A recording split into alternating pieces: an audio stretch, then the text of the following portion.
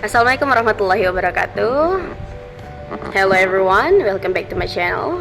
So it has been a long time that I do not post any video, but today I'm going to post a new video that talking about confusing in language of sociolinguistic course. So with no further ado, there's 3 questions that I have to answer, and I will give the answer immediately. But before that, let me give you the question first. So that is the question. Well, let us go through each question in turn. So in the first place, we are going to know about factors in learning an exotic language and how to avoid obstacle.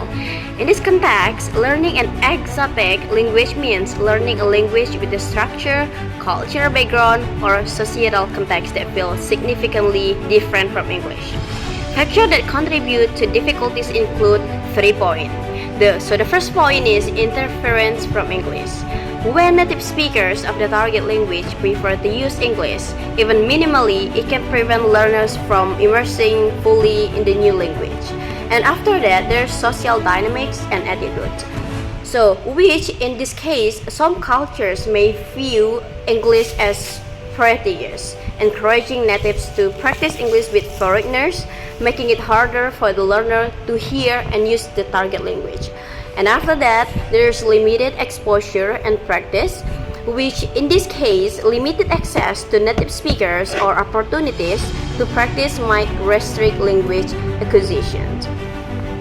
So, in those obstacles, we can avoid these issues by seeking immersion environment, which it means that we can engage in communities where only the target language is spoken, such as local club or rural areas where English use is minimal. After that, we can do express interest in cultural exchange. So by showing an active interest in the cultures and language may encourage native speakers to use their language. And after that, we can utilize language partners or tutors. By working with someone who understands your goals can create more structured practice in the target language. Well, in the second one, we are going to know about linguistic uses of bilinguals. Well, bilinguals. Bilinguals often switch languages based on context, audience, or purpose. Okay, first of all, there's context-based language switching, which some bilinguals use one language at home and another at school or work. For example, someone might speak their native language with family and English at the workplace. After that, there's audience considerations. Bilinguals might switch languages depending on the group they're communicating with. With friends from similar background, they may use their shared language, while with others, they may use more widely spoken language like English. After that, there's code switching, which bilinguals often mix languages within the same conversations or sentence, especially if both speakers are comfortable with the language involved. So if you are bilingual, you might identify with individuals who can adapt fluidly between languages depending on the settings, enhancing both personal connections and communications effectiveness.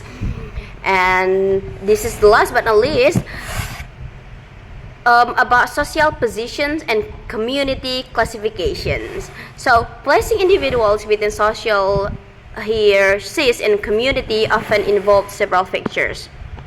Okay, the first of all is economic status or income level.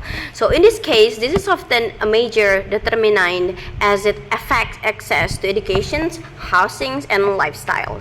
After that, occupations, educations, professional status, and educational attainment contribute to perceived social standing. And then there's also cultural and social capital, which factors like language use, etiquette, and cultural knowledge influence social placement. And the last one is community engagement and network. So in this case, individuals deeply involved in community activities or with extensive social network may have higher standing regardless of economic status. So if I were to place myself within this framework, I would consider this aspect and the degree to which I identify with particular cultural or social groups and community. The weighting of each factors would depend on the local culture context with economic and educational factors are prioritized. Well, that is all my answers, everyone. I hope you can enjoy my answers. So I close by. Thank you so much. Wassalamualaikum warahmatullahi wabarakatuh.